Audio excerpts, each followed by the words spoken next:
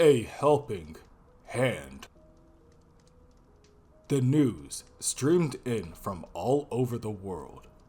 The people in charge were calling it the time stream entanglement. A sudden disruption in the fabric of space and time that had sent chaos rippling across countless realities. The heroes of Earth had assembled to face the crisis head on. Not all of them had survived. Entire world is in a state of mourning for Steve Rogers, the beloved hero known as Captain America, who was struck down earlier this week when... About damn time, a security officer in a Hydra uniform grunted, cracking a smile as he watched the satellite feed in the monitor station of the hidden Arctic base where he was stationed. The officer switched the channel to see another news report discussing the theory that Victor Von Doom, the ruler of the European nation of Latveria, was behind the time stream entanglement. Should have been us, the security officer muttered, looking up at the large red Hydra logo hanging proudly on the wall. He shook his head in disappointment.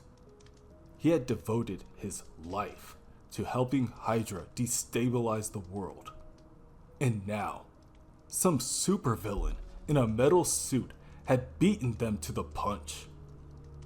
Still, he thought there would surely be plenty of opportunities for Hydra to benefit from the world's new status quo. And the top secret experiments being performed on the lower levels of this base were merely the beginning of what was to come. The officer stood and began his patrol, exiting the monitor station and walking across the hangar to an open bay door. He gazed wistfully out at the snow-swept landing apron beyond. Another peaceful night on the edge of nowhere, he said to himself, but he had no idea how soon his words would be proven wrong. Without warning, a squad of soldiers clad in white Arctic combat gear emblazoned with Hydra's red and black logo came running toward the door. Before they could reach the safety of the hangar, they began to drop to the ground, one after another, each one with an arrow in their back. The remaining soldiers turned, their weapons raised, as a hooded figure leapt through the snowy night sky toward them. The twin katanas in his hands flashed in the moonlight, shining brighter than the frost-covered landscape. In a ballet of flashing steel, the mysterious assailant managed to wipe out the entire Hydra detachment, including the security officer. The first stage of his mission complete. The invader pulled down his hood to reveal the face beneath. It belonged to Clint Barton, the Avenger known as Hawkeye. As he entered the Hydra base, stepping over the unconscious Hydra soldiers, he tried to get a sense of his surroundings as quickly as possible. There was no time to waste. Someone was waiting for him. "Hang in there, Bucky," Hawkeye said. "The cavalry's here. Soon." After navigating his way into the depths of Mount Erebus, Hawkeye entered Hydra's super soldier lab.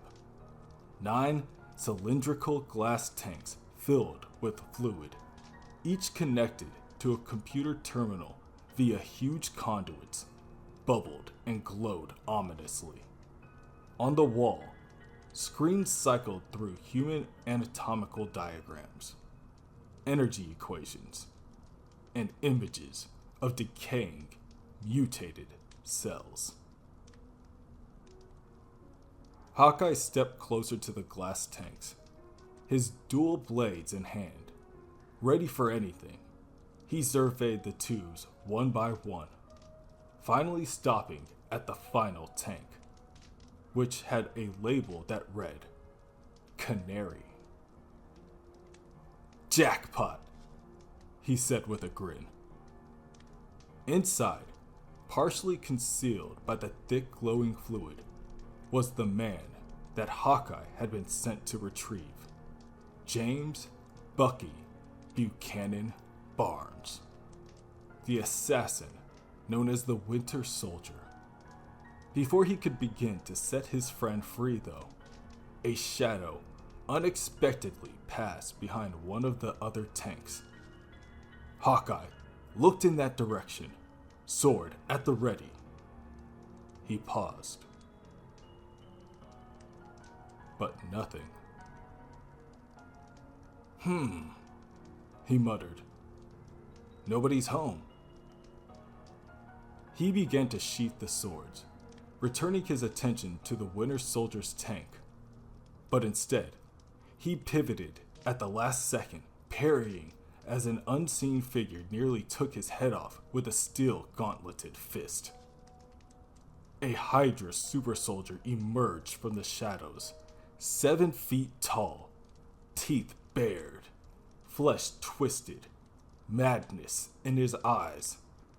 He bellowed as he charged towards Hawkeye. Hawkeye dodged and counterattacked, jamming one of his katanas into the joint of the super soldier's mutated arm. Quickly realizing that his swords couldn't penetrate the super soldier's dense flesh, Hawkeye changed tactics, trying to stay out of the super soldier's reach and get enough space to use his weapon of choice, his bow and arrows. As Hawkeye acrobatically bounded towards the other side of the lab, the super soldier dislodged the katana jammed into his arm and threw it aside with tremendous force. The spinning blade shattered the glass of one of the holding tanks, sending glowing fluid splashing everywhere. The attached computer terminal began to short out in a shower of sparks. Hawkeye was too busy surviving to notice that something in the shattered tank had begun to move. He finally got enough space to raise his bow and notch an arrow, but the super soldier was already on top of him. Hawkeye had nowhere left to go. As the super soldier swung his enormous fist down towards the archer, a mass of tentacles entangled the brute's arm. The startled super soldier tried to struggle free, but the tentacles were too strong. With a sudden pull, the super soldier was sent sailing through the air, smashing against the wall. Eldritch energy surged through his massive frame, and he slumped to the floor, a lifeless husk. Hawkeye scanned the room for the source of the tentacles. He was thankful for the save, but not entirely sure that he was ready to discover what new horrors had been unleashed. There, standing in the shattered tank, dripping with glowing fluid, stood the Winter Soldier. But something had changed about him. Where his cybernetic arm should have been was the same writhing mass of squid-like appendages that had just made quick work of Hydra's experimental enforcer. Hawkeye stared in astonishment, for once, speechless. "You sure do make a lot of noise," the Winter Soldier said as he stepped out of the tank. "Didn't mean to interrupt your nap," Hawkeye retorted, doing his best to mask his shock and concern with humor. Lowering his bow, Hawkeye retrieved his katana from next to the shattered tank and sheathed it. "Come on," he said, clearly uncomfortable as he put a hand on his old friend's shoulder, the one without the mass of squirming limbs extending from it. We'll try to find a way to fix this. You'll be okay. We just need to get you out of here." "Not yet," the Winter Soldier replied. "There's still something I have to do first." "What we have to do is go back up to the landing platform," Hawkeye said. "Gotta go down before we go up, Clint," the Winter Soldier responded. "And I'm gonna need your help. Please." Hawkeye was taken aback. The Winter Soldier wasn't one to say, "please." He could tell that this, whatever it was important to Bucky. It was enough to make Hawkeye push down his instinct to get the hell out of Hydra Town. "Well," Hawkeye said with a sigh, "I guess if it was easy, anybody could do it." Hawkeye followed the Winter Soldier into a vast space, with lines of giant robot-like vehicles in various stages of construction. As they crossed an elevated catwalk that traversed the room, they heard shouting and the thudding of boot heels rapidly approaching. Hydra was on their trail. Wherever they were going, they would need to move fast. Reaching a heavy door, they entered a chamber with a vaulted ceiling supported by pillars at least 100 feet tall, each carved to look like a horrific monster. A portal yawned on one wall with ancient energy radiating from it. Something was trying to come through from the other side. And even though Hawkeye could see it, his brain couldn't process what the hell it was. The Winter Soldier approached an altar near the portal and climbed on top of it. Hawkeye followed reluctantly. The Winter Soldier extended his tentacles into the carving on the altar, each one naturally sliding into the ancient stone's grooves, as if they had been carved ages ago for this very moment. Fragmented memories flooded the Winter Soldier's already fractured mind. He relived the day he first infiltrated Hydra's secret base, getting as far as the Hive Chamber. He had tried to destroy it then, but failed. Hydra's soldiers overwhelmed him and tore off his cybernetic arm. Before he knew what was happening, he was sealed inside a glass tank, tiny nubs of tentacles growing from his shoulder socket, his teeth bared in a permanent scream. Snapping back to reality, the Winter Soldier steeled himself, realizing what he had to do. Hawkeye glanced nervously at Bucky, to the mass of Hydra soldiers that had just forced their way into the chamber. "You better make this quick, Buck," Hawkeye said. "Clint," the Winter Soldier responded, gazing back at the portal behind him. Tentacles, strangely similar to his own, had begun to break through the membrane between realities. "How sharp are those swords of yours?" "Sharp enough to cut down an entire Hydra army," Hawkeye said proudly. But his face dropped as he realized he had no idea what his friend was about to ask him to do. "Why?" "We have to close the portal," the Winter Soldier said. "And let's face it, I can't exactly wear this thing to the next Avengers cookout anyway." Hawkeye glanced at the Winter Soldier's bizarre new arm and took a deep breath.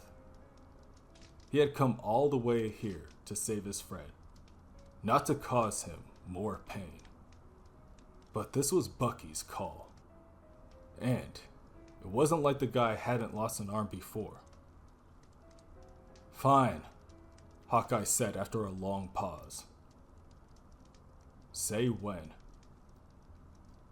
As the creature emerging from the portal wrapped its tentacle around the Winter Soldier's waist, the altar began to glow. It was almost as if a circuit had been completed, and the Winter Soldier was the conduit. Mystical power coursed between the altar and the portal, overloading Bucky's body with energy and agony. "When?" the Winter Soldier screamed.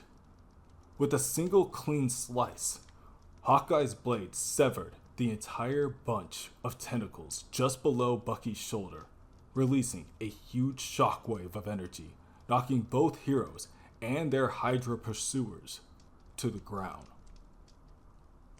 A rumbling echoed through the chamber, deep cracks forming in the surrounding walls, pillars beginning to topple. Then, for a moment, everything fell silent, until the portal surged with energy, and the monster coming through it howled in pain, retreating back to the other side. When the dust cleared, Hawkeye and the Winter Soldier pulled themselves to their feet. With a quick survey of the room, reality set in. They had succeeded in stopping whatever was happening down here, but they had also cut off any escape routes in the process. "Guess you shouldn't have come after me," the Winter Soldier said. "Don't say that," Hawkeye replied. "I was just doing my job."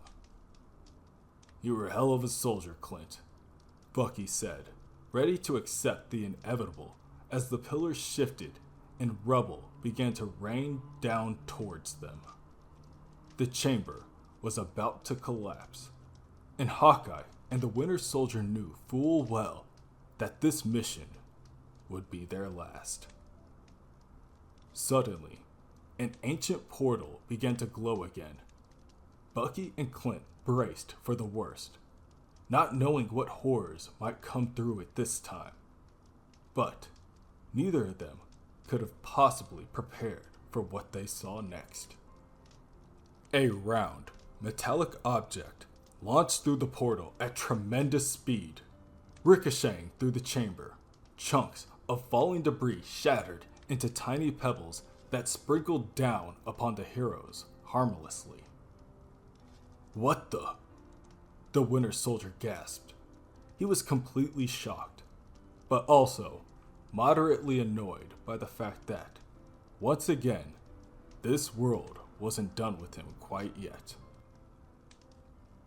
A figure burst forth from the mystical gateway, lunging forward and catching the metal disc in midair.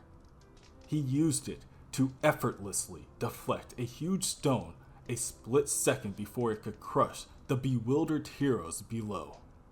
The stone didn't even make a dent in the brightly polished red, white, and blue shield.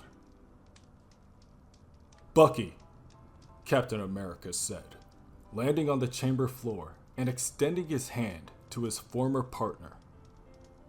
"It's been too long." Both Hawkeye and the Winter Soldier stared in awe, fighting through the pain and exhaustion to try and process what they were seeing. Wasn't Cap supposed to be dead? "Sorry I missed your funeral, old-timer," the Winter Soldier said. "Sorry I went to your funeral," Hawkeye chimed in. "Clearly, you didn't need one." "I'm not the Steve Rogers you knew," Cap said, trying to find the words to explain. "It's a long story, one even I don't fully understand yet, and one that we unfortunately don't have time for at this moment. My friends in Wakanda were able to hijack and redirect this portal's energy signature to open a gateway of their own, but there's no guarantee how long they'll be able to keep it open." Hawkeye and the Winter Soldier looked at each other and shrugged. This was far from the weirdest thing that had happened to them today, and they were willing to wait for the full story if it meant they could get out of Hydra's house right now. I was pretty sure we were gonna die down here, Hawkeye said. Wasn't about to let that happen, Cap said confidently. Nobody gets left behind. Glad you're not dead, Steve, Bucky said, collapsing into Cap's arms. I think I'm gonna need a hand. Looks like you need more than that, Buck, Cap said, looking at the oozing stumps on Winter Soldier's shoulder. You know arms, the Winter Soldier said, forcing a grin. Easy come, easy go. Can't say the same about partners, Cap said back. The Winter Soldier looked over at Hawkeye, nodding at the man who had rescued him.